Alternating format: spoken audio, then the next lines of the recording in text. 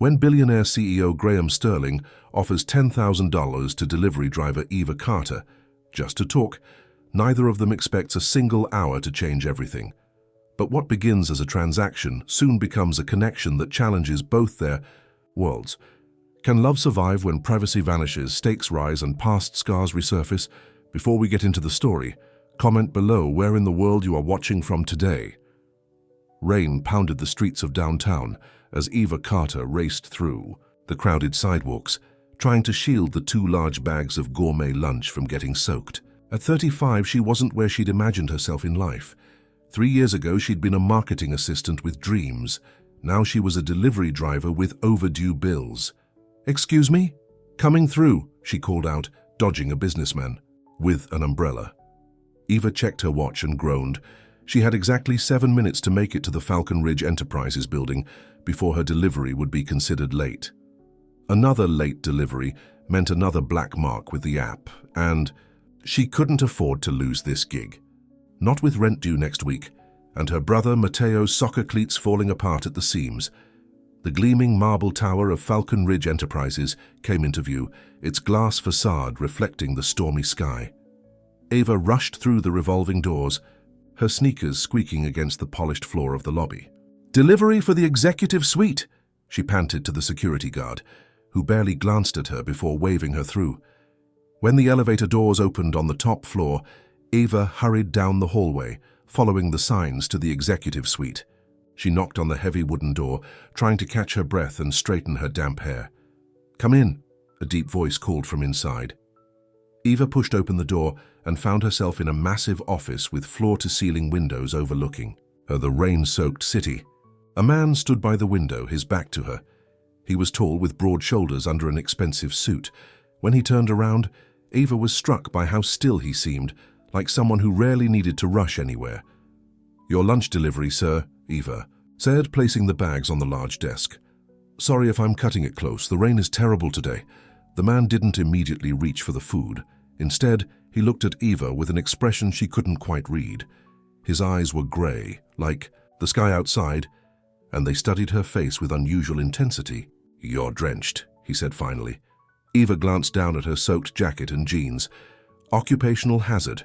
I forgot my umbrella this morning." The man seemed to make a decision.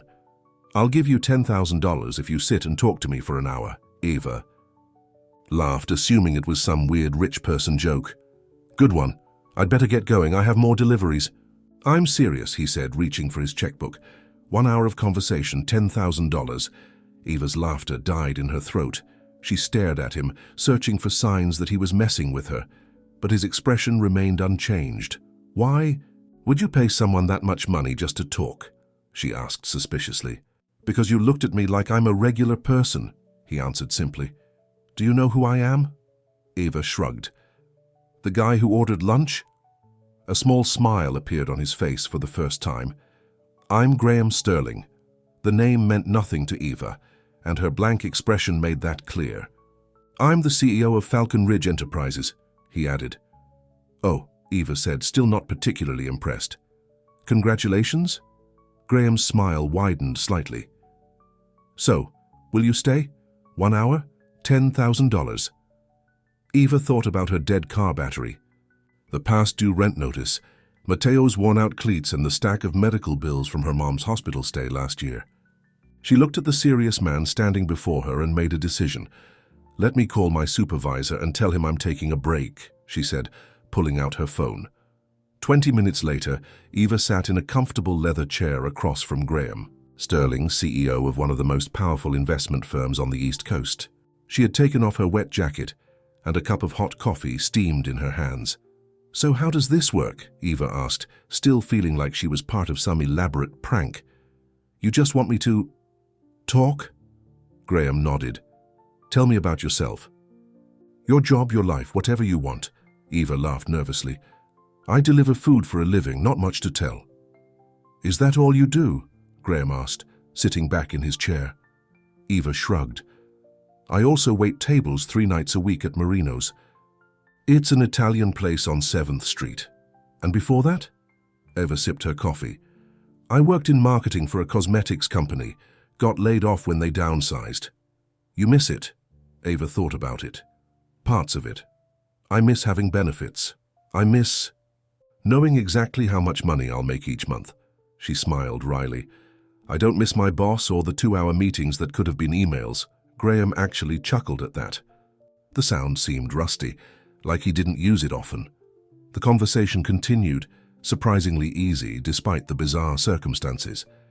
Eva found herself telling him about her 15-year-old brother, Matteo, who lived with her since their mother had gotten sick.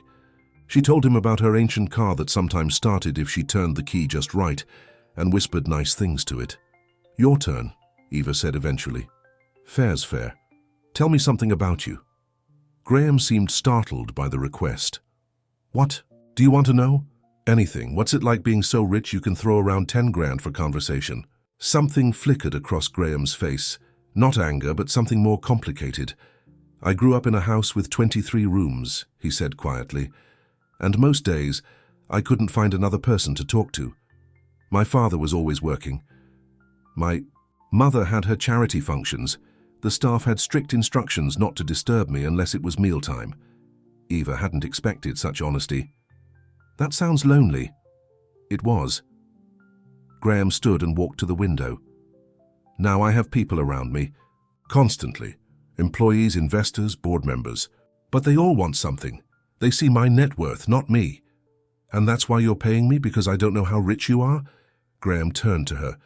Because when you walked in here, you saw a man, not a bank account. Do you know how rare that is in my life? Eva didn't know what to say to that. She glanced at her watch. Our hour's almost up. Graham nodded and returned to his desk. He wrote out a check, the pen scratching across the paper in the quiet room. Here, he said, sliding the check across to Eva. Eva stared at the check made out for $10,000. Her hands trembled slightly as she picked it up. This would solve so many problems, at least temporarily. Thank you, she said, carefully folding the check and putting it in her pocket. Graham walked her to the door. As she was about to leave, he spoke again. If I gave you another one, would you come back tomorrow? Eva turned to look at him. She saw a wealthy, powerful man who could buy anything he wanted, but she also saw something else, loneliness, the same kind she sometimes felt late at night when Matteo was asleep and the apartment was too quiet.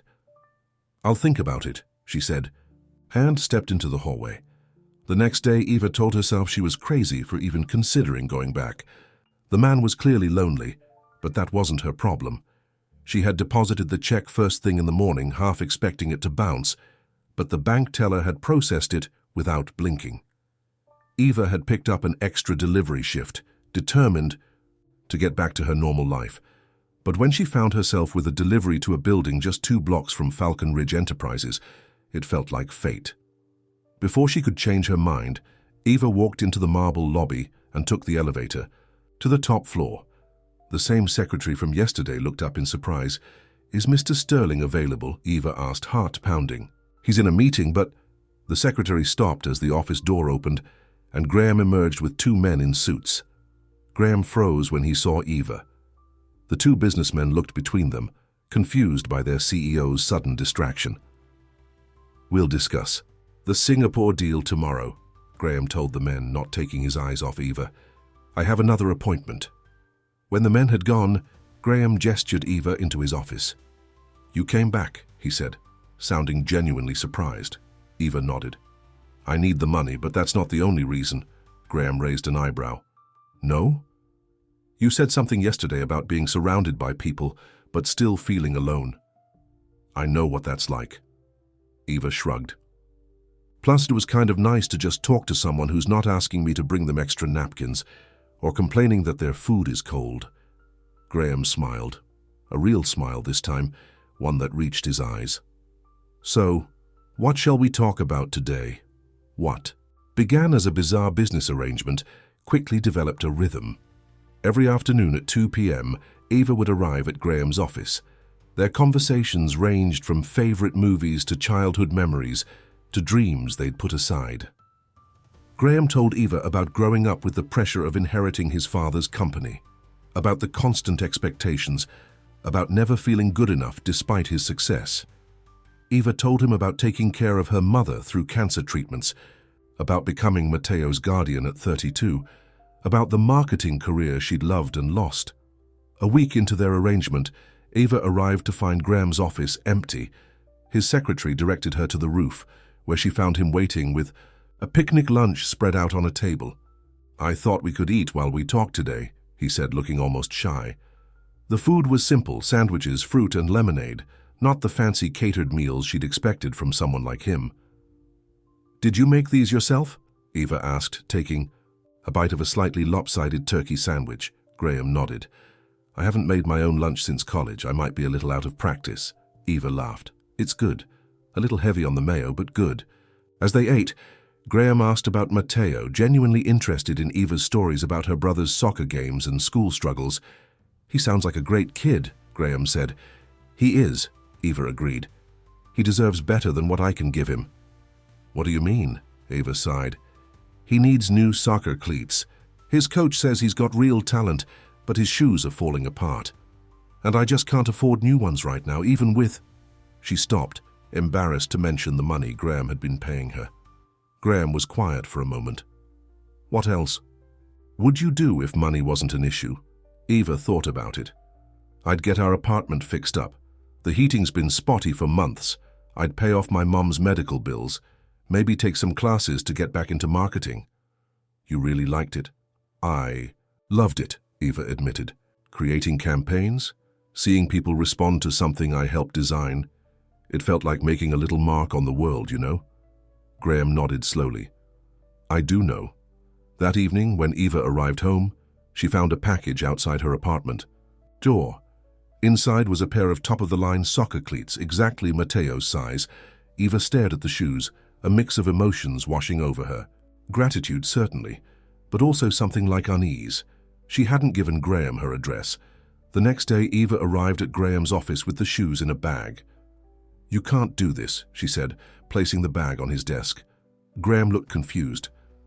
"I thought you said he needed them." "He does, that's not the point." Eva crossed her arms. "How did you even know where I live?" Graham had the grace to look embarrassed. "I asked my driver to follow you home yesterday. I realize now that was inappropriate." "Yes, it was," Eva agreed firmly. "Look, I appreciate the thought, but you can't just buy things for us." "Why not?" "Because that's not what this is," Eva gestured. Between them. "You're paying me to talk to you. That's our arrangement, not whatever this is." Graham was quiet for a long moment. "What if I want it to be more?" The question hung in the air between them. Eva felt her heart skip a beat, but she pushed the feeling aside. "More what? What exactly are you suggesting?" "I don't know," Graham admitted. "I just know I've enjoyed these conversations more than anything in years. When you leave, I find myself thinking about what I want to tell you tomorrow." Eva softened slightly. "I've enjoyed them too. But that doesn't mean you can start buying things for me or my brother." "I'm sorry," Graham said sincerely. "I'm not very good at friendship, or whatever this is." Eva nodded. "Here's the deal.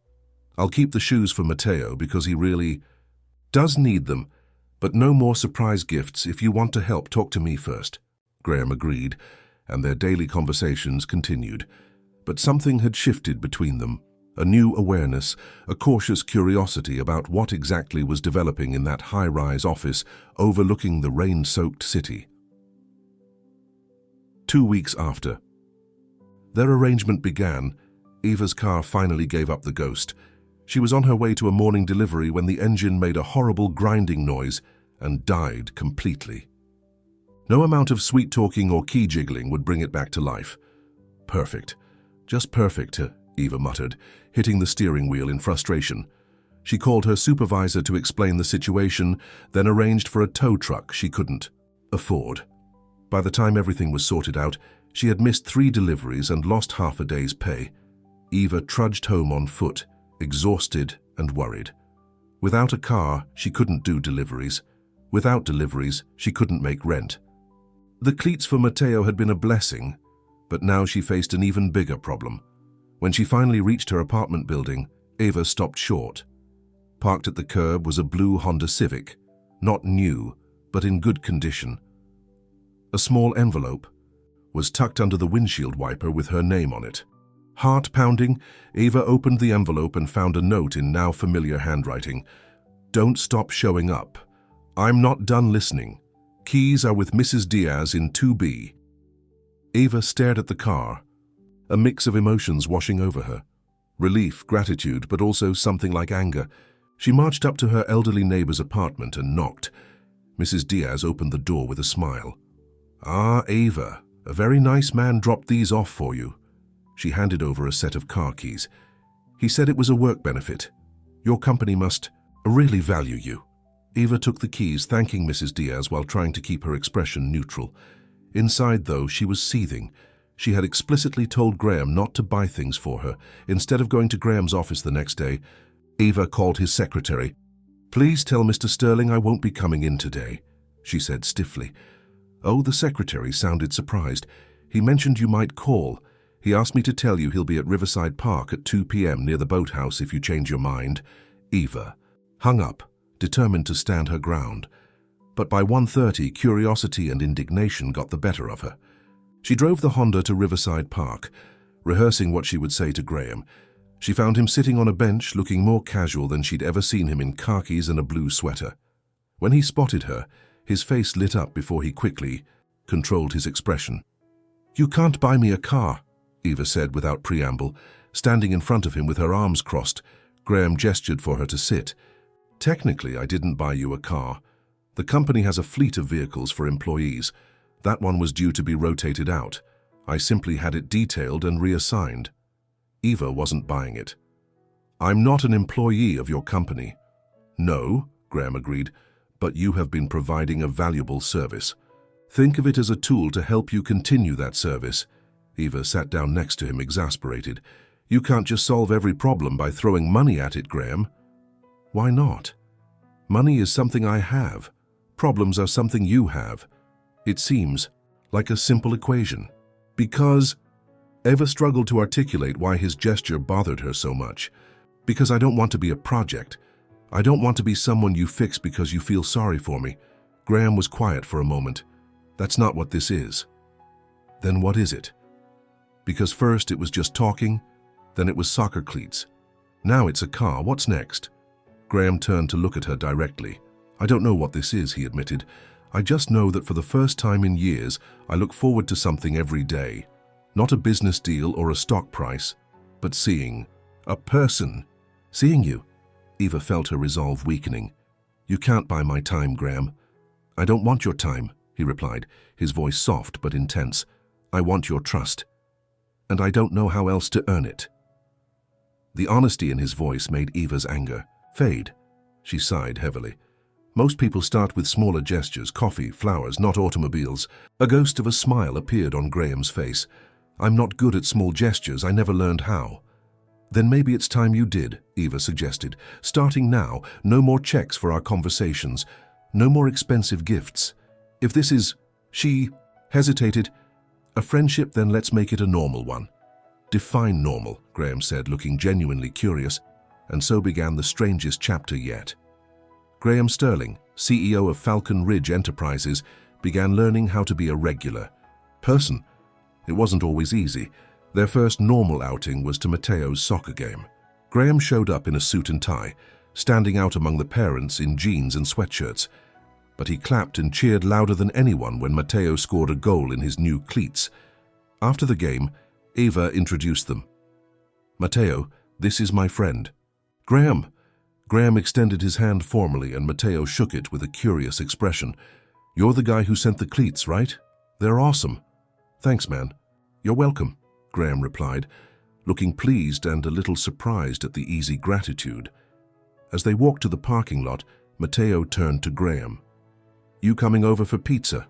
Mom always gets pizza after games." Graham glanced at Eva questioningly. She hesitated, then nodded. That evening, Graham Sterling sat in Eva's small, slightly shabby apartment, eating pizza from a box and listening to Mateo's animated play-by-play of the game. Eva watched him take it all in, the water stain on the ceiling, the mismatched furniture, the family photos on the wall. Instead of looking uncomfortable, Graham seemed fascinated, as if he were visiting an exotic country for the first time. Later, when Mateo went to his room to call a friend, Graham looked around the apartment again. "This feels like a home," he said quietly. "What do you mean?" Eva asked, gathering up the paper plates. "It feels lived in, like people matter here, not things." Eva smiled. "That's a nice way of saying it's a mess." "No," Graham shook his head. "My house has 7 bedrooms and a home theater, and it's never felt as real as this place does." Over the next few weeks, Graham continued his education in normalcy. He tried his first food truck taco, rode the subway, much to the alarm of his security team, and learned to make his own coffee instead of having his assistant bring it. Eva, meanwhile, found herself enjoying these glimpses into Graham's world. He took her to a small exclusive art gallery after hours, where they had the entire place to themselves. He brought her to the Falcon Ridge Company box at a baseball game, where she drank beer and taught him the finer points of the sport, while business associates looked on in amazement. After a month of this strange new friendship, Eva realized something had changed. The way her heart raced when Graham smiled at her, the way she found herself thinking about him in quiet moments, the way she dressed a little nicer on days she knew she would see him. She was falling for him. The realization hit her like a cold wave. This wasn't supposed to happen. Graham lived in a world of penthouses and private jets. She lived paycheck to paycheck in an apartment with unreliable heating. Whatever was developing between them couldn't possibly last. One evening, Graham invited Eva to dinner at his home. He had been oddly secretive about it, just asking her to dress nicely and be ready at 7. When the car he sent arrived at her apartment building, Eva stepped out in the one cocktail dress she owned, a simple black number she'd bought on clearance years ago for a company holiday party. She had taken extra care with her makeup and hair, nervous about seeing where and how Graham lived. The car took her to a sleek high-rise in the most expensive part of the city. A doorman greeted her by name, as if he'd been expecting her, and directed her to the private elevator that went directly to the penthouse. When the elevator doors opened, Eva stepped into a stunning apartment with floor-to-ceiling windows overlooking the city lights. But what surprised her most wasn't the luxury. It was the smell of something burning. She followed the scent to the kitchen, where she found Graham wearing an apron over his dress shirt and tie, frantically waving a towel at a smoking pan. "Need some help?" Eva asked, trying not to laugh. Graham turned, looking both embarrassed and relieved to see her. "I wanted to cook dinner myself," he explained. "It's not going well." Eva rolled up her sleeves. "Let me see what we can salvage." Together, they managed to put together a decent meal from what Graham had in his impressively stocked kitchen. As they worked side by side, Eva realized he had been trying to create a normal evening for her, making dinner instead of having it catered, setting the table himself instead of having staff do it. When they finally sat down to eat, Graham raised his glass. "To cooking lessons," he said with a self-deprecating smile. Eva clinked her glass against his. "You know, most guys would just order takeout if they burned dinner." "I'm not most guys," Graham said, his eyes holding hers. "No," Eva agreed softly. "You're definitely not." After dinner, Graham gave her a tour of the penthouse. It was beautiful, but surprisingly sterile, with expensive furniture that looked barely used, and abstract art that seemed chosen to impress rather than because Graham actually liked it. The only room that felt personal was his home office, which had books on the shelves and family photos on the desk. Eva picked up one showing a young boy with a serious expression, standing between 2 well-dressed adults who weren't smiling. "Is this you?" she asked. Graham nodded. "My 10th birthday." Eva studied the photo. "You don't look very happy." "I wasn't," Graham admitted. "My parents threw a huge party, invited all the right children from all the right families. Not one of them was my friend." Eva set the photo down. "And now? Are you happy now?" Graham looked at her for a long moment. "I'm getting there." The air between them seemed to thicken with unspoken feelings. Eva was acutely aware of how close they were standing, of the way Graham's eyes kept dropping to her lips. "Eva," he said softly, "I need to tell you something." Before he could continue, his phone rang. Graham glanced at it and frowned. "I'm sorry, I have to take this. It's the Tokyo office." He stepped into the hallway, speaking rapidly into the phone. Eva wandered back to the living room, trying to calm her racing heart. What was he going to say? And what would she have done? If he had tried to kiss her? When Graham returned, his expression had changed. He looked troubled. "I'm sorry," he said. "There's a situation with one of our investments in Asia. I need to deal with this tonight." "Of course," Eva said, trying to hide her disappointment. "I should get going anyway." Graham walked her to the elevator. "I'll have the car take you home." As the doors began to close, Graham suddenly put his hand out to stop them. "What I was going to say earlier," he began, then hesitated. "I've never felt about anyone the way I feel about you." Before Eva could respond, he stepped back and let the doors close between them. The next morning, Eva woke to a text from Graham. "Dinner tonight?" "I promise not to cook," she smiled and texted back, "Deal." But as she got ready for her shift at Marino's, Eva couldn't shake a feeling of unease. Graham was showing her a side of himself few people ever saw. He was making an effort to understand her world. But at the end of the day, they came from completely different realities. Eva's phone pinged with a news alert. She opened it absently, then froze. There on her screen was a photo of her and Graham entering his building the night before. The headline read, "Reclusive billionaire Graham Sterling's secret romance with mystery woman."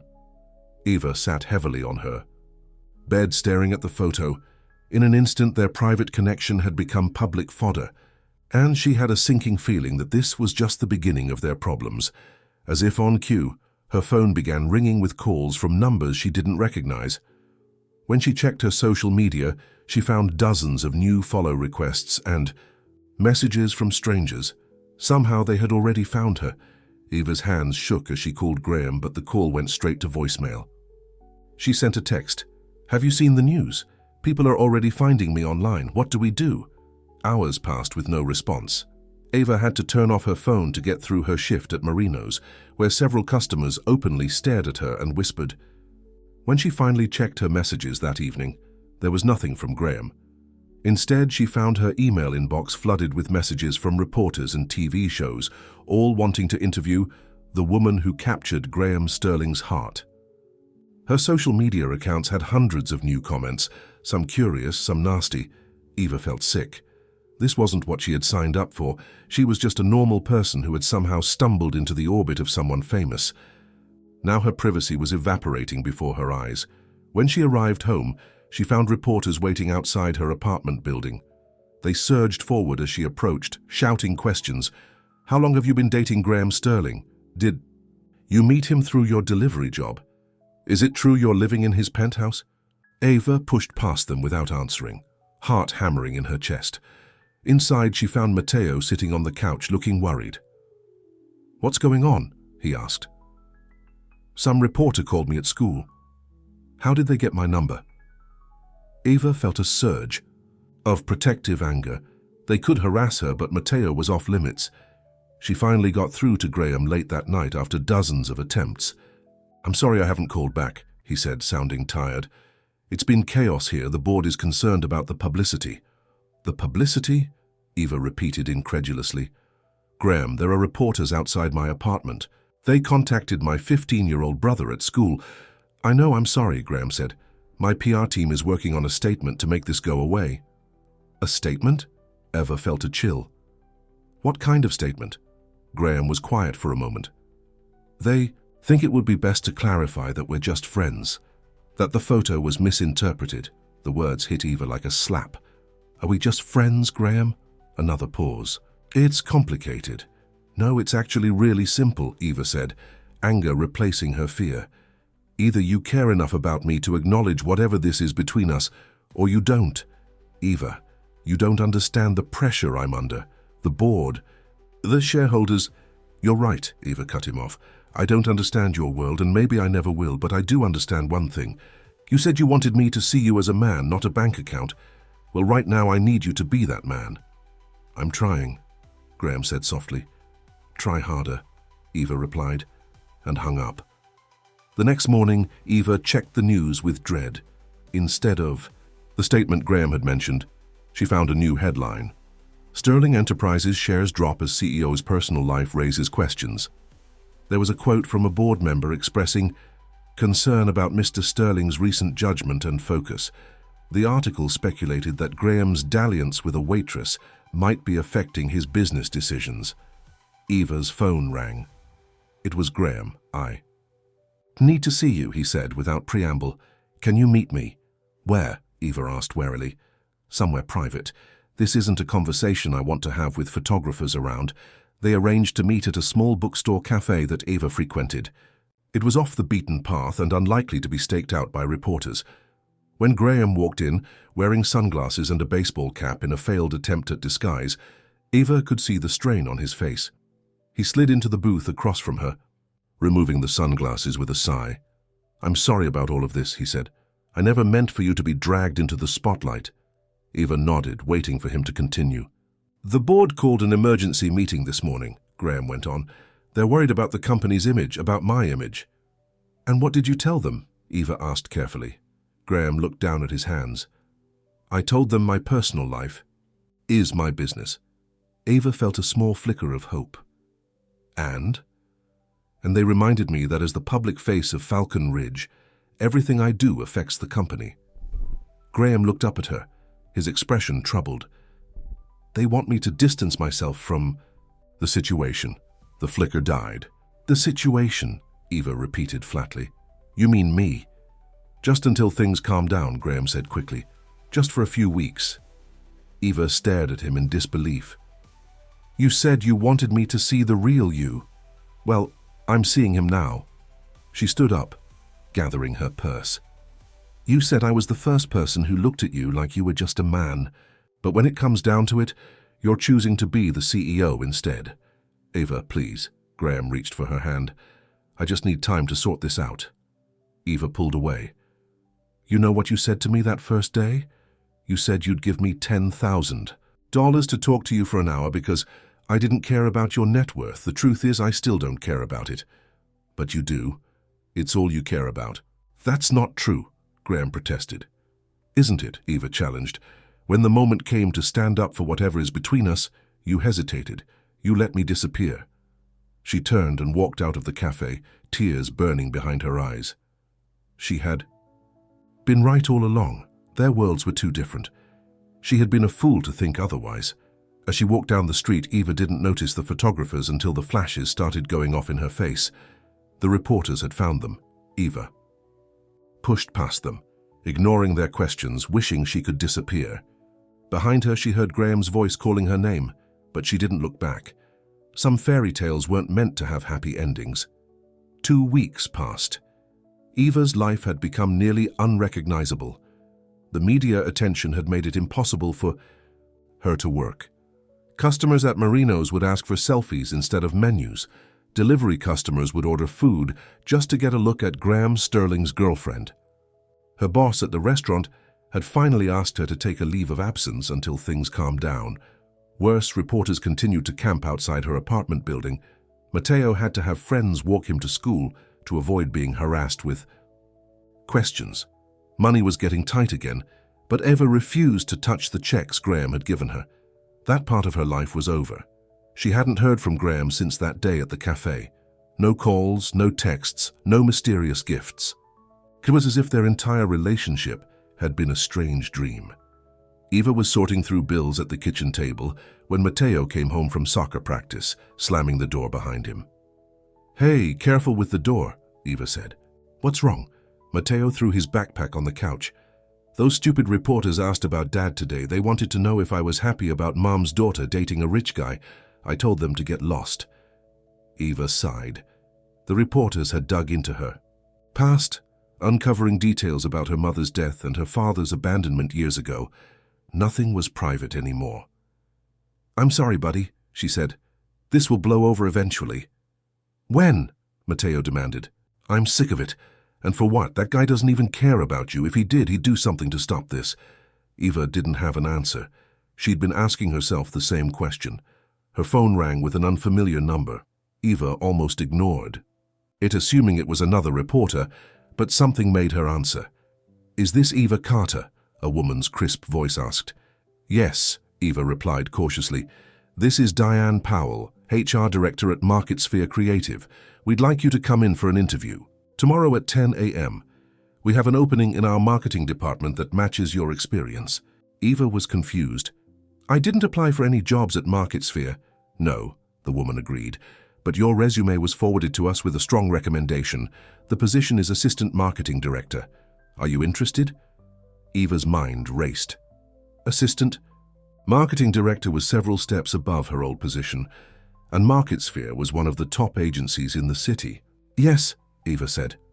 I'll be there. After the call ended, Eva sat in stunned silence. There was only one person who could have arranged this. Graham was trying to solve her problems again, with money, with connections, with his power. Just like, always. Her first instinct was anger. How dare he meddle in her life after disappearing for 2 weeks? But as she thought about it more, Eva realized she was too tired to be angry. She needed the job. Matteo needed stability. If Graham wanted to help from a distance, maybe she should let him. The next morning, Eva dressed in her best interview outfit and took a cab to the MarketSphere offices.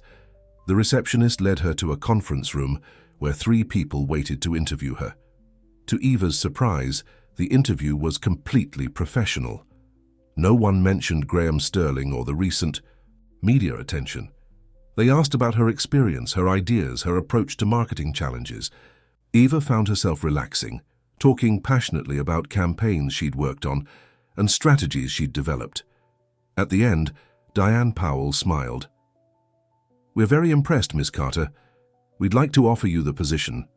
The salary is $85,000 annually, with benefits starting immediately. Eva nearly gasped. It was more than double what she'd made at her previous marketing job. Can I ask, Eva said carefully, who recommended me for this position? The 3 interviewers exchanged glances. The recommendation came through our CEO, Diane said. But your qualifications speak for themselves. This isn't a favor. You're genuinely the best candidate we've seen. Eva accepted the job. Whatever Graham's involvement, she couldn't turn down this opportunity. She started the following Monday, throwing herself into the work with relief. It felt good to use her brain again, to create instead of just deliver. The media attention gradually decreased. A celebrity divorce and a political scandal pushed Eva off the front pages. The reporters outside her building dwindled, then disappeared entirely. Life began to return to something like normal, except now Eva had a job she loved and a salary that meant she didn't have to worry about rent or Matteo's soccer cleats. One evening a month after starting her new job, Eva was working late, finishing a presentation for a new client. Most of the office had emptied out. When she finally shut down her computer and headed for the elevator, she was surprised to see a light still on in the CEO's office. Curious about the person who had hired her, and perhaps about their connection to Graham, Eva knocked softly. On the open door. "Come in," called a female voice. Eva stepped into the office to find a stylish woman in her 50s looking up from a stack of papers. "Ms. Carter," the woman said with a smile. "I've been hoping to meet you. I'm Victoria Keller." "It's nice to meet you," Eva replied.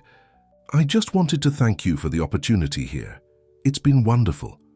Victoria gestured for Eva to sit. "I'm glad to hear it. Your work on the Horizon account was exceptional." Eva sat down, trying to find a polite way to ask what she really wanted to know. Victoria saved her the trouble. "So you're wondering about Graham Sterling's involvement in your hiring," she said directly. Eva nodded, surprised by her frankness. "Graham and I have known each other for 20 years, Victoria explained. "We were junior associates at the same firm before either of us had any power or money.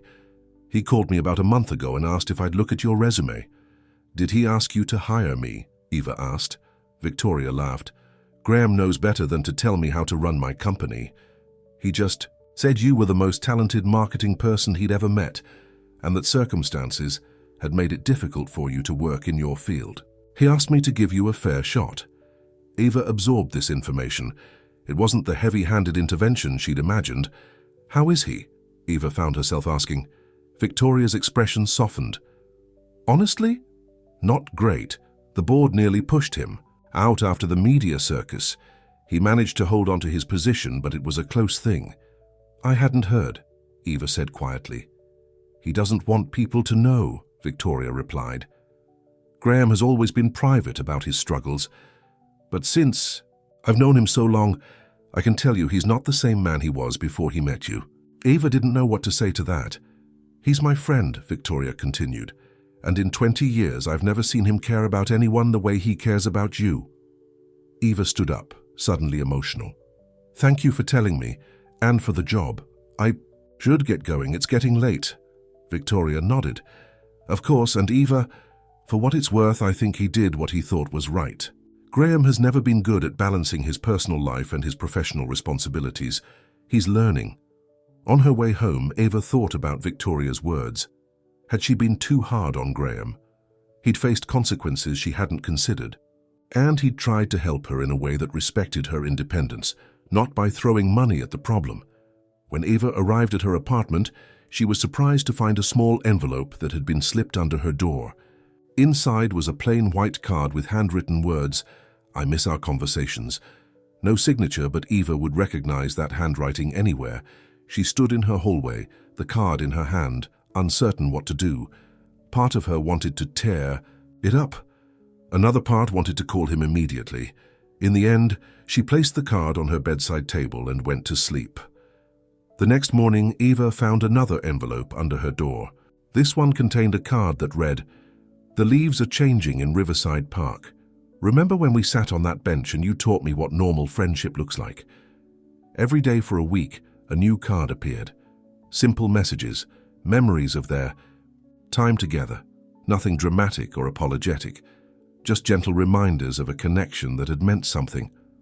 On the 7th day, the card said, "I'll be at our bench at 2 p.m. today, just to sit, just to watch the leaves fall. If you're there, too, that would make me happy. If not, I understand." Eva stood in her hallway for a long time, the card in her hand. She had a meeting at 1:30 that would likely run long. She had promised Matteo she'd help him with a school project that evening. She had a dozen reasons not to go. At 2:15, Eva walked into Riverside Park, her heels sinking slightly into the damp ground. The trees were ablaze with autumn colors, red and gold leaves drifting down in the gentle breeze. She saw him from a distance. Graham sat on their bench, no suit today but casual pants and a sweater. He wasn't looking at his phone or checking his watch. He was simply watching the leaves fall, as his note had said. Eva approached slowly, giving herself time to change her mind. But when Graham looked up and saw her, the pure relief and joy that transformed his face made her decision feel right. "You came," he said simply as she sat beside him. "I almost didn't," Eva admitted. Graham nodded, accepting this. "How's the new job?" "It's good," Eva said. "I met Victoria last week. She told me you two go way back." "We do," Graham confirmed. "She's one of the few people who knew me before I became what I am now." They sat in silence for a moment, watching a squirrel dart across the path in front of them. "I'm sorry," Graham said finally, "for not standing up for you, for letting the board dictate my personal life, for disappearing when things got difficult." Eva looked at him. The powerful CEO was gone. In his place was just a man, one who looked tired and a little sad. "What happened with the board?" she asked. Graham gave a small shrug. "They tried to force me out, said I was a liability. I managed to hold on to my position, but it was close. Why didn't you tell me?" What would I have said? "Sorry, I can't defend our relationship. My career is on the line?" Graham shook his head. "That would have just proven what you already thought. That I care more about my company than I do about you." "And do you?" Eva asked quietly. Graham turned to look at her directly. "No. I realized that during the worst of it. When I was fighting to keep my position, all I could think about was that I'd already lost something more important." Eva felt tears prickling behind her eyes. "So what now?" "Now?" Graham seemed surprised by the question. "Now we sit on this bench and watch the leaves fall. And maybe tomorrow, if you want, we sit here again. No expectations. No pressure. Just two people who miss talking to each other." The simplicity of it was appealing. No grand gestures, no $10,000 checks, no expensive gifts. Just time together, seeing where it might lead. "I think I'd like that," Eva said, and so began a new chapter. Graham and Eva met every day, at the same bench. Sometimes they talked for hours. Sometimes they just sat quietly watching the park change as autumn deepened. Sometimes Matteo joined them, skeptical at first but gradually warming to Graham again, as he saw how differently he was treating Eva. One Sunday, about a month after they'd started meeting at the park, Graham invited Eva and Matteo to his penthouse for dinner. "I've been taking cooking lessons," he explained, looking a little embarrassed. "I want to make you a meal that doesn't set off the smoke alarm." Eva hesitated, remembering the last time she'd been to his home and what had followed. But Matteo was enthusiastic about seeing the rich guy's apartment, so she agreed. When they arrived, Eva was surprised to find the penthouse transformed. The sterile, decorator-perfect space had been replaced with comfortable furniture, colorful art, and even a few mismatched pieces that looked as if they'd been chosen because Graham liked them, not because they were expensive. "You redecorated," Eva observed as Graham showed them around. "It never felt like home before," Graham admitted. "I'm trying to change that." In the kitchen, Graham had clearly been hard at work. The counters were covered with ingredients, and delicious smells filled the air. "Impressed?" he asked with a smile. Cautiously. "Optimistic," Eva replied. "Let's see how it tastes first."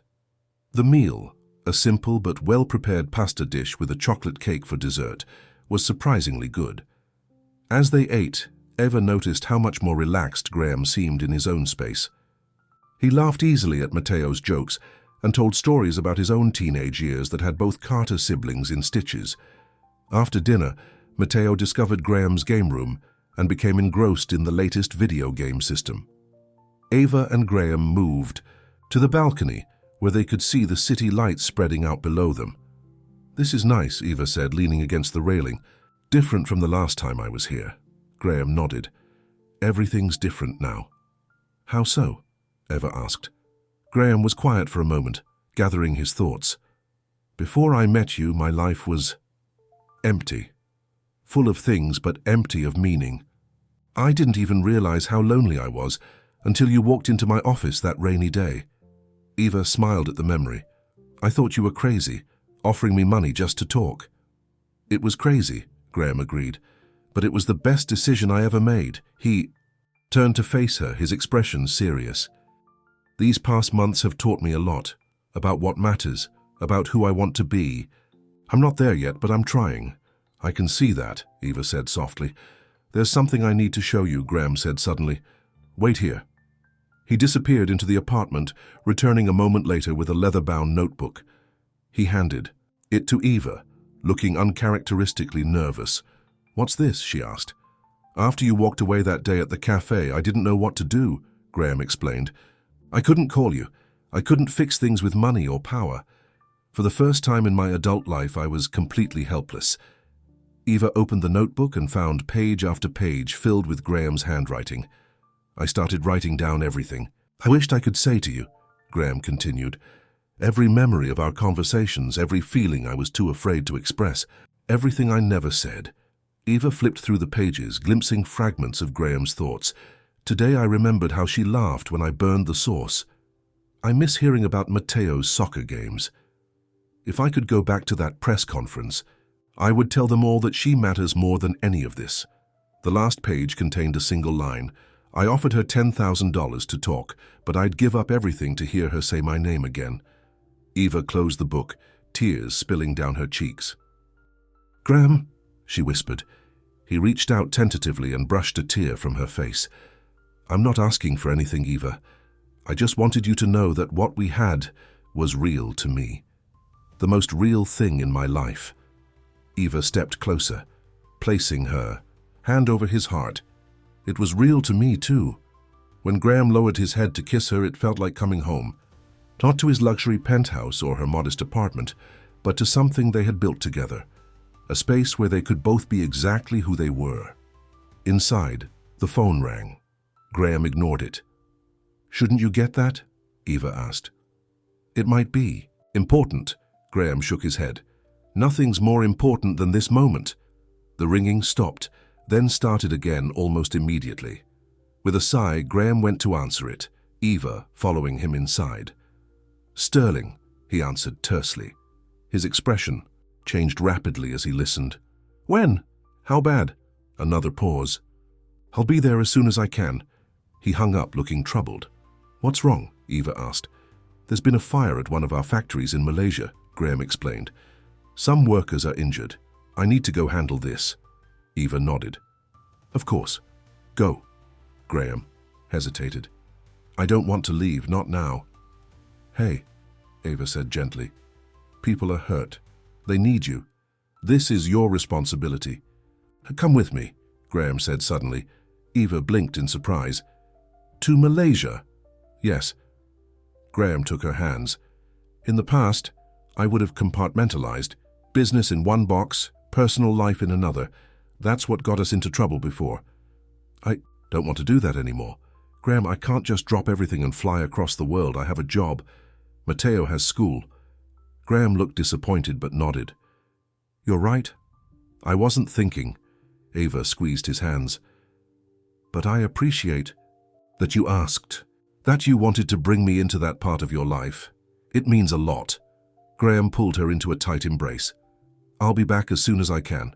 3 days, 4 at most." "I'll be here," Eva promised. After Graham left to pack a bag, Eva found Mateo still engrossed in his video game. "Time to go, buddy," she said. "Graham has to leave town for work." Mateo looked up.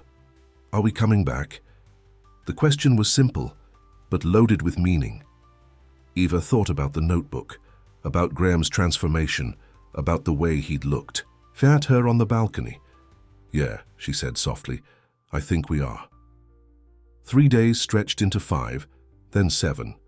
Eva and Graham spoke daily, his voice tired as he described the complicated situation at the factory. What had initially seemed like a simple accident was revealing deeper problems with safety regulations and working conditions. "I can't leave until this is resolved," Graham told her. "These people have been mistreated, and it happened under my company's name.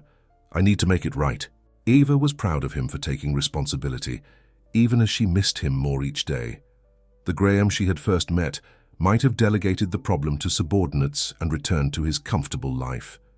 This Graham was staying, losing sleep, making sure injured workers received proper care and compensation.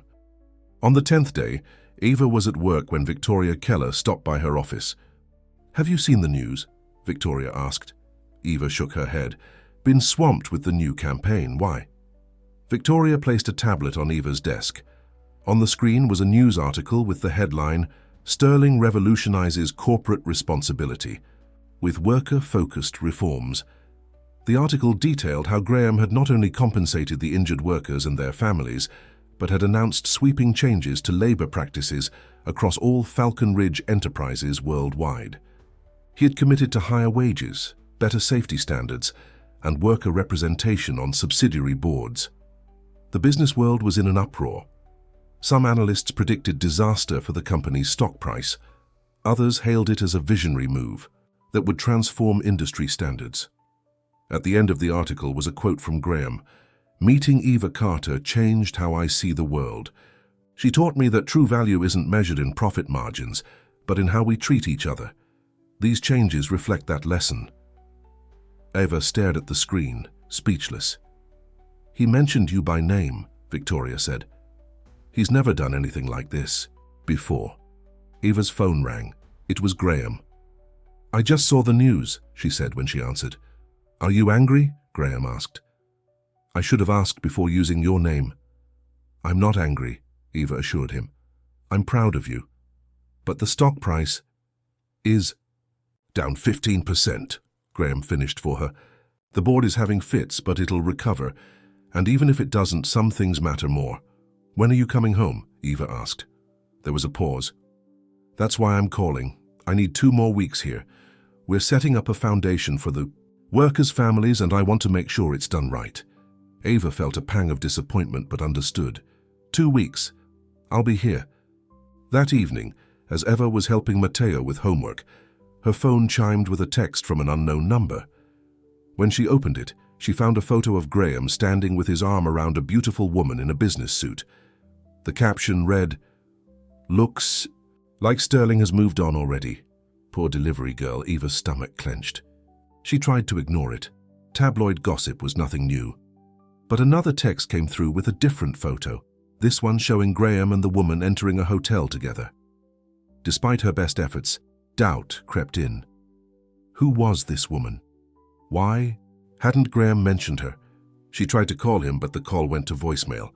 She sent a text asking if everything was okay, but received no response. The next morning, Eva woke to find her social media flooded with the photos. Online gossip sites were speculating that Graham had a new girlfriend in Malaysia. Some, cruelly, suggested he had traded up from Eva to someone more suitable for his world. Eva tried to push away the doubts, but they persisted. Graham had changed, yes, but had he changed enough? Would he revert to old patterns when faced with someone who fit more neatly into his lifestyle? When Graham finally called back that evening, Eva was emotional. "Who is she?" she asked without preamble. "Who?" Graham sounded genuinely confused. "The woman in the photos, the one you've been seen with at the hotel." "Oh," Graham sounded relieved. "That's Mei Lin. She's heading the worker foundation we're setting up. We've been working 18-hour days together. The hotel is where we've been meeting with lawyers and local officials." Eva wanted to believe him, but the doubts had taken root. "She's very beautiful." "Eva," Graham's voice softened. "There is nothing between me and Mei Lin or anyone else. How could there be? My heart is still sitting on a bench in Riverside Park." Eva smiled despite herself. "I miss you." "I miss you too," Graham replied. "So much that I'm considering throwing corporate responsibility out the window and catching the next flight home." "Don't you dare," Eva said, feeling better. "Finish what you started. I'll be here when you get back." The next 2 weeks crawled by.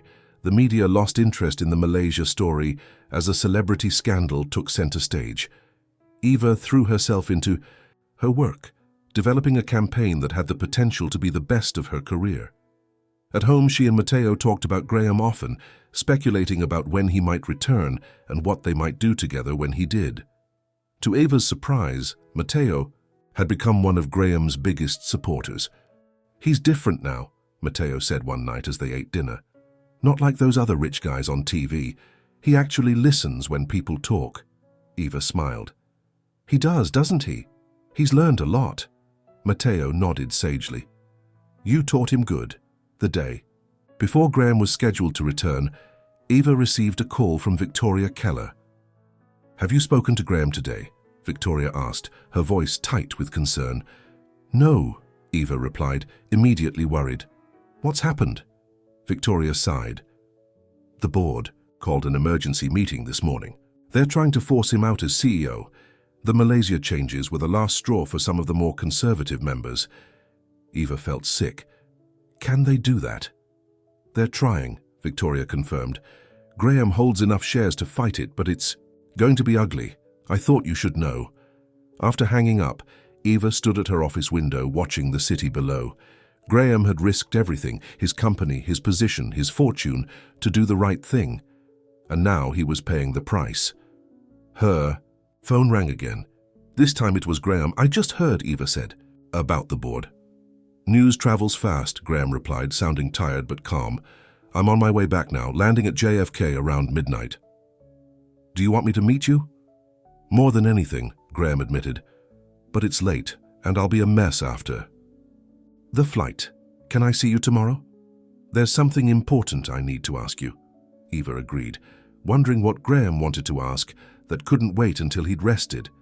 They arranged to meet at their bench in Riverside Park the following afternoon. That night Eva hardly slept, her mind racing with possibilities. Was Graham going to tell her he had to fight for his company, that he needed space to deal with the board crisis, or was it something else entirely? The next day was unseasonably warm for late autumn. Eva dressed carefully in a simple blue dress that Graham had once said brought out her eyes. As she walked through Riverside Park, her heart pounded with anticipation and nervousness. Graham was already at their bench, looking tired but happy. When he saw Eva approaching, he stood, his face lighting up with a smile that erased any lingering doubts she might have had. "Eva," he said simply, pulling her into a tight embrace. "God, I've missed you." Eva held him close, breathing in his familiar scent. "How was the flight?" "Long," Graham admitted, keeping his arm around her as they sat on the bench. But it gave me time to think about what matters. Eva studied his face. The board meeting. How bad is it? Graham shrugged. They've scheduled a vote for next week. It could go either way. And if you lose? Then I'll no longer be CEO of Falcon Ridge Enterprises, Graham said, with surprising calm. And I think I'm okay with that. Eva stared at him in shock. You've worked your whole life for that position. I have, Graham agreed. And for a long time I thought it was all that mattered. Success, power, proving myself to a father who's been dead for 10 years. He took Eva's hand. But now I know better. Eva squeezed his hand. So what will you do? That depends, Graham said, suddenly looking nervous. On your answer to what I want to ask you. He reached into his pocket and pulled out a small box. Eva's breath caught in her throat. I had this whole speech prepared, Graham said with a self-deprecating smile, about how you changed my world, about how I'm a better man because of you. But sitting here now, it all comes down to one simple truth. He opened the box to reveal a beautiful but modest diamond ring. I love you, Eva Carter. Would you marry me? Eva looked at the ring, then at Graham's hopeful face. So much had happened since that rainy day when she'd delivered lunch to his office. So much had changed for both of them. Before I answer, Eva said carefully, I need to know something. If you lose the company, if all of this falls apart, will you regret the choices you've made? Will you resent me for changing your priorities? Graham shook his head without hesitation. The only thing I would regret is losing you. Everything else is just stuff. Important stuff maybe, but still just stuff. Eva felt tears in her eyes. Then yes, I'll marry you. As Graham slipped the ring onto her finger, a light rain began to fall just like the day they first met. Neither of them moved to take shelter. They had weathered bigger storms than this together. So what happens now? Eva asked, leaning her head on Graham's shoulder. Now, Graham said, smiling down at her, we write the next chapter together. News of Graham Sterling's engagement spread like wildfire. By the next morning, it was front-page news on every tabloid and business publication. Reclusive billionaire to wed former delivery driver. This time, Eva was prepared for the media attention. With Graham by her side, the cameras and questions didn't seem as intrusive or frightening. They faced the world together. We're not doing a big society wedding, Graham told reporters firmly during a brief statement outside Falcon Ridge Enterprises. Our relationship has always been about what's real, not what looks impressive. We'd appreciate privacy as we plan our future together. Despite his request, the engagement became the talk of New York's business and social circles. Some celebrated the unlikely romance. Others speculated that Eva was a gold digger who had somehow trapped one of the city's most eligible bachelors. Does it bother you? Graham asked one evening as they scrolled through particularly nasty comments online. What they're saying about you? Eva shrugged, curled up beside him on the couch in his penthouse. Not really. They don't know me. They don't know us. Graham pulled her closer. The board meeting is tomorrow. It could get ugly. Are you nervous, Eva asked, about losing my position? Graham considered the question. Less than I would have been 6 months ago. What about you? Are you worried about what happens if I'm not CEO anymore? Eva looked up at him. Why would I be? I didn't fall in love with your job title. Graham smiled and kissed her forehead. I know, but my life would change dramatically. Our life together would be different than what you might be expecting. Graham Sterling, Eva said, sitting up to look him in the eye. Do you really think I care about living in a penthouse or having a private jet or any of that stuff? I was happy in my apartment with spotty heating, remember? I just want you. Graham pulled her into a kiss. I don't deserve you. Probably not, Eva teased, but you're stuck with me anyway. The next morning, Graham dressed for the board meeting with unusual care. Eva straightened his tie and gave him a reassuring kiss. Whatever happens, we'll figure it out together, she promised. Graham nodded, looking surprisingly calm for a man who might lose the company he'd spent his life building. I know we will. While Graham was at the meeting, Eva met with Victoria. For lunch, the older woman had become a friend and mentor over the past months, guiding Eva through the complexities of her new job and the even more complicated landscape of Graham's business world. How is he really doing? Victoria asked as they settled at their table. Graham never shows his cards even to his friends. He's more at peace than I expected, Eva admitted. It's like he's made his peace with whatever happens. Victoria nodded, thoughtfully.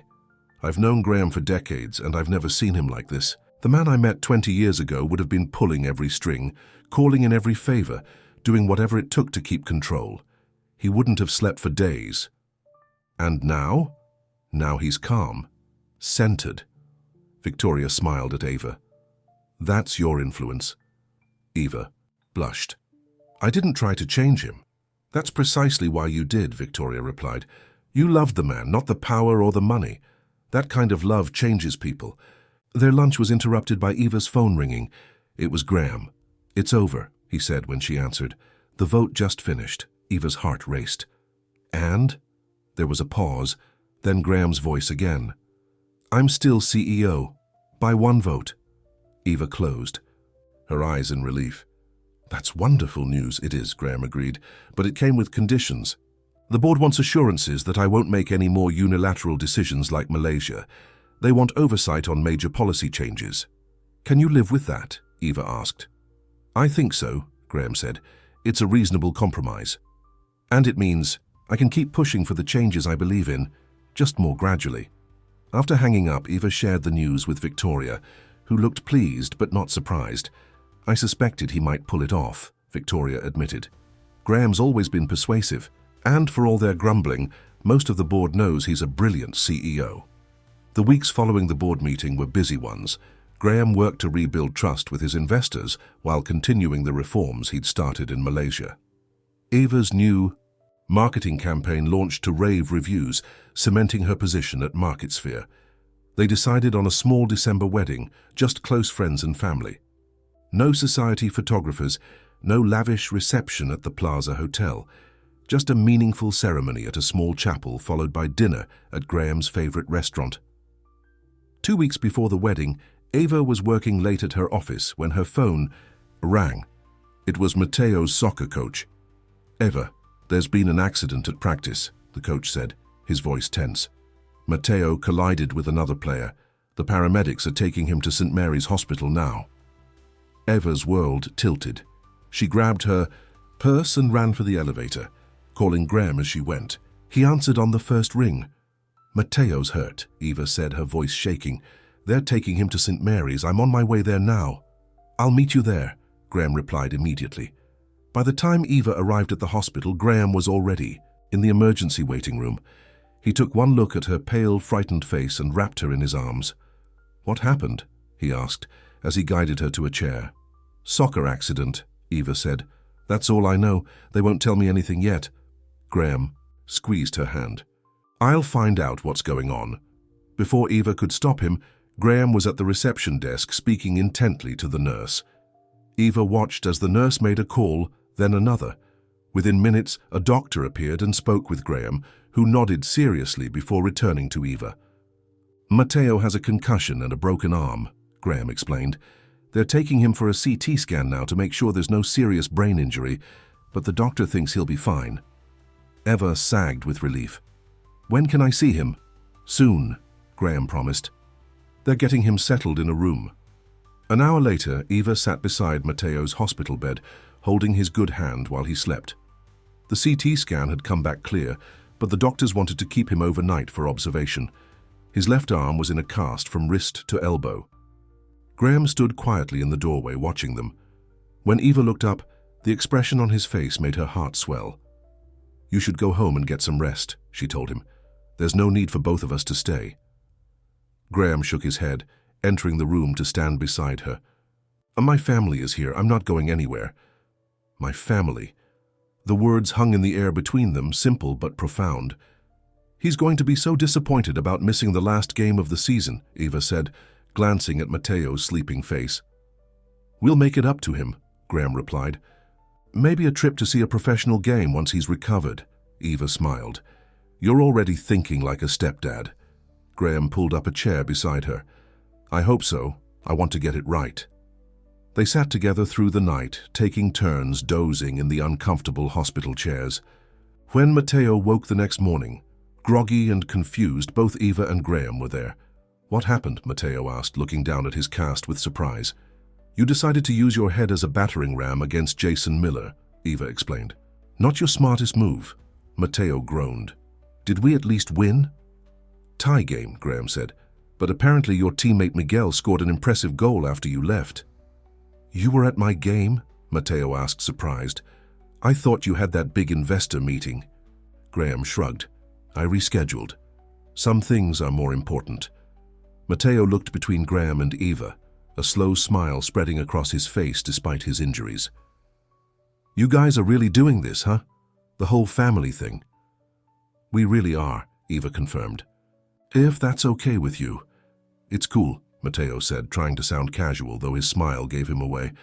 "Graham's all right, for an old guy." "Thanks," Graham said dryly. "Coming from you, that's high praise." The doctor released Matteo that afternoon, with instructions for concussion monitoring and a follow-up appointment for his arm. Graham insisted they stay at the penthouse for a few days, where Matteo could be comfortable and they could keep a close eye on him. "This place is sick," Matteo declared as he explored Graham's home, his injured arm in a sling. "Can I play on the A gaming system?" "Just don't strain your eyes," Eva cautioned. "Concussion, remember?" As Matteo settled in front of the television, Eva found Graham in the kitchen preparing tea. "Thank you," she said simply, "for everything you did at the hospital, for being there." Graham handed her a steaming mug. "You don't need to thank me for that. I told you you and Matteo are my family now." Eva sipped her tea, thinking, "You know, we've never really talked about where we'll live after the wedding." "Here? My place?" Graham leaned against the counter. "I've been thinking about that." "What?" "Would you say to looking for a new place together? Something that isn't mine or yours, but ours from the beginning?" "I'd like that," Eva said, surprised and touched by the suggestion. "But what about this place? It's gorgeous and I know how much it cost." Graham shrugged. "It's just a place. I bought it because that's what successful people in my position do. They live in penthouses, but it's never felt like home, not until you and Matteo were here." Eva set down her mug and moved closer to him. "Are you sure? This is a big change." "I'm sure," Graham said, pulling her into his arms. "I want us to build something new together, a real home." Over the next week, as Matteo recovered from his injuries, they began looking at houses. Not mansions or luxury apartments, but comfortable family homes in neighborhoods with good schools and parks nearby. Graham approached the search with the same enthusiasm he brought to business acquisitions, researching neighborhoods and creating spreadsheets of pros and cons. "What about your board?" Eva asked one evening as they reviewed listings online. "Won't they expect the CEO to live somewhere more impressive?" "The board doesn't get a vote on where I live," Graham replied. "Besides, most of them have family. Homes outside the city. This isn't as unusual as you might think. 10 days before the wedding, they found it. A beautiful brownstone with a small backyard, enough bedrooms for their family with room to grow, and a reasonable commute to both their offices. It needed some updates, but the structure was sound and the neighborhood perfect. "This is it," Eva said, as they toured the master bedroom for the second time. "This feels right." Graham nodded, watching her expression. "I think so too." They made an offer that day. The seller, impressed by Graham's reputation and eager to close before the holidays, accepted immediately. Graham insisted on putting both their names on the deed. "But I can't contribute half," Eva protested. "Not even close." "That's not the point," Graham replied. "This is our home 50-50. What's mine is yours." The week before the wedding was a whirlwind of final preparations and packing. They decided to move into the brownstone after a short honeymoon, giving themselves time to make necessary repairs and updates. The night before their wedding, Eva found Graham in his home office, writing in a leather-bound notebook. He looked up as she entered, smiling but quickly closing the book. "What are you working on so intently?" Eva asked, curious. Graham slipped the notebook into a drawer. "You'll find out tomorrow." "A surprise?" Eva raised an eyebrow. "I thought we agreed to keep things simple." "We did," Graham assured her. Here's just something personal. Nothing extravagant, I promise." The next morning dawned clear and cold, a perfect December day. Eva dressed in her wedding gown, An elegant but simple design she'd fallen in love with at a small boutique. No 20-foot train or diamond tiara, just a beautiful dress that made her feel like herself. Matteo, his cast now decorated with signatures from his soccer team, served as Ava's escort in place of the father who had abandoned them years ago. He looked handsome and grown up in his new suit, taking his role seriously. "You look really pretty, Eva," he told her as they prepared to leave for the chapel. Eva blinked back tears, careful not to ruin her makeup. "Thanks, buddy. You clean up pretty well yourself." The chapel was small but charming, decorated simply. With winter greenery and white candles, only about 40 guests were in attendance. Close friends, a few of Graham's relatives, some colleagues from both their workplaces. Noticeably absent were most of the board members and society figures who would have expected invitations to the sterling wedding of the century. Graham waited at the altar, looking more nervous than Ava had ever seen him. As the music began and Ava walked down the aisle on Matteo's arm, Graham's face transformed with a smile so genuine and full of love that Ava nearly stopped breathing. The ceremony was brief but meaningful.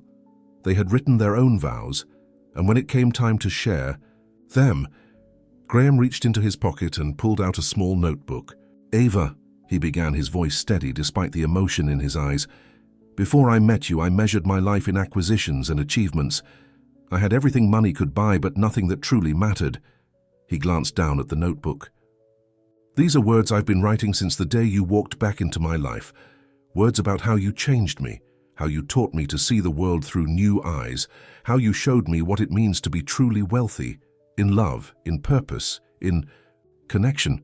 Graham turned a page in the notebook. "I vow to spend every day trying to be the man you believe I can be. I vow to love Matteo as my own son. I vow to build a life with you that is rich in all the ways that matter." Eva wiped away tears as she spoke her own vows, promising to stand by Graham through whatever challenges came their way, to build a family together based on trust and respect, to love him for the man he was, not the position he held. When the minister pronounced them husband and wife, Graham kissed Eva with a tenderness that said more than words ever could. The small gathering erupted in applause. At the reception, held in a private room at Graham's favorite restaurant, Victoria raised a toast to the newlyweds. "I've known Graham Sterling for 20 years, she began, raising her glass. "And I can honestly say I've never seen him as happy as he is today. Ava, you've accomplished what many thought impossible. You've shown this hard-headed businessman that the most valuable assets can't be listed on a balance sheet." As the evening continued, Ava found a moment to slip away from the celebration, needing a quiet minute to absorb everything. She stood in a small alcove, watching her new husband laugh with Matteo and their friends. "Penny for your thoughts, Mrs. Sterling," Graham asked, appearing beside her. Eva smiled at the new name. "I was just thinking about that rainy day when I delivered lunch to your office. If someone had told me then that we'd end up here, I would have thought they were crazy." Graham pulled her close. "The best stories are the ones no one sees coming." Speaking. "To have stories," Eva said. "When do I get to read the rest of what's in that notebook?" Graham kissed her forehead. "It's my wedding gift to you. The complete record of our story from my perspective. All the things I thought but didn't say. All the moments that changed me." "I can't wait to read it," Eva said softly. "There's something else," Graham added, suddenly looking nervous again. "Something I wanted to ask you about. Another surprise." Eva raised an eyebrow. "Sort of." Graham took a deep breath. "What would you think about starting a foundation, using part of our resources to help people who are struggling like you were? Single parents, people who lost jobs and need retraining, families with medical debt." Eva stared at him in surprise. "You want to start a charity?" "Not just a charity," Graham clarified. "A real program that makes a difference. And I want you to run it, if you're interested." "Me?" Eva's eyes widened. "But I don't know anything about running a foundation." "You know what it's like to need help," Graham pointed out. "You know what would have made a difference in your life before we met. That's more valuable than any business degree." Eva considered the idea. "I do love my marketing job. You could do both, at least at first," Graham suggested. "Start small. See if it's something you enjoy. I think I'd like that, Eva said slowly, warming to the concept. Helping others the way you helped me. Graham shook his head. You helped yourself, Eva. I just provided resources. There are so many people out there with your talent and determination who just need a fair chance. They rejoined the reception, but the idea took root in Eva's mind. By the time they left for their honeymoon a few days later, she had already started making notes about how the foundation might work. Their honeymoon was a 2-week stay at a quiet beach house on a small Caribbean island. No fancy resort, no scheduled activities, just time together away from the pressures and demands of their everyday lives. One evening as they walked along the beach at sunset, Eva brought up the foundation idea again. I've been thinking about what you said, she told Graham, about helping people who just need a fair chance. I want to do it. Graham smiled. I was hoping you'd say that. But I want to do it right, Eva continued. Not just handing out money, but creating real opportunities, job training, affordable childcare, healthcare access, all the things that keep talented people trapped in cycles of struggle. Whatever you envision, we'll make it happen, Graham promised. It's going to take a lot of your money, Eva warned. Graham laughed. Our money, and what better way to use it? Besides, I've been thinking too about Falcon Ridge. What about it? Eva asked. About whether I still want to be CEO long-term, Graham admitted. I've been in that role for 12 years. Maybe it's time for something new. Eva stopped walking. To look at him. Are you serious? You fought so hard to keep that position. I did, Graham agreed, and I'm glad I won that fight.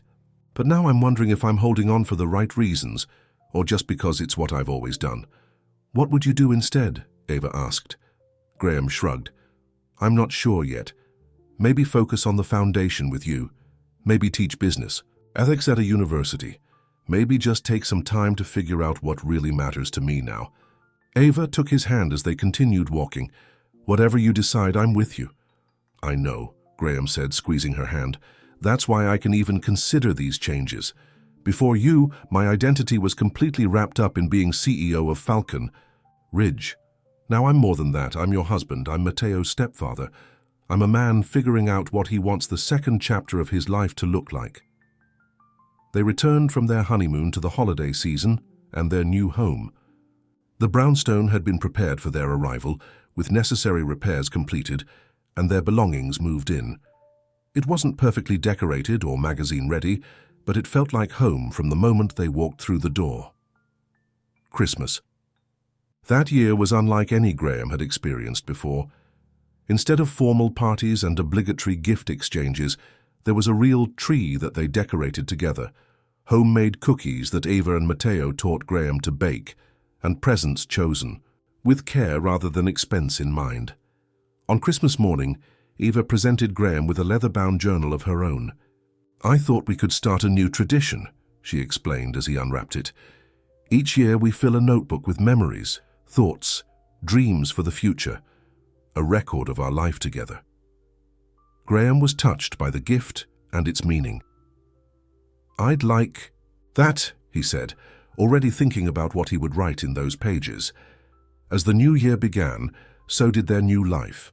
The Eva Carter Sterling Foundation launched with a mission to provide comprehensive support to struggling families and individuals.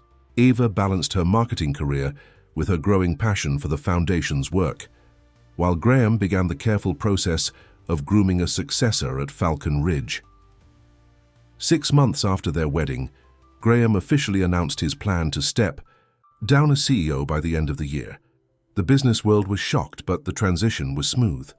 Graham remained on the board, but found greater satisfaction in teaching a course on ethical business practices at the local university and working alongside Eva at the foundation. Their brownstone became a true home, filled with love, laughter, and occasionally teenage drama, as Mateo navigated high school. It wasn't always perfect. They disagreed, they compromised. They learned to blend their very different life experiences into something new. On their first anniversary, Graham presented Eva with a beautifully bound collection of all his notebooks. From the first one he'd started after she walked away at the cafe, to the most recent entries about their life together. 10,000 words wasn't nearly enough. he told her as she leafed through the pages. It's taken thousands more to capture. What you mean to me? Eva smiled, remembering that first bizarre offer in his office. Best $10,000 you ever spent? Graham pulled her close. Best decision I ever made, asking you to stay. And Eva, who had once been just a delivery driver with overdue bills and a broken-down car, looked around at the life they had, built together, not because of Graham's money or her ambition, but because they had both been brave enough to see past the surface to the person underneath. I'm glad I stayed, she said softly, and even gladder that I came back. Outside their window, rain began to fall, gentle and cleansing. Neither of them moved to close the curtains. They had learned to embrace the storms together, knowing that sometimes the most unexpected weather brings the greatest blessings. The end.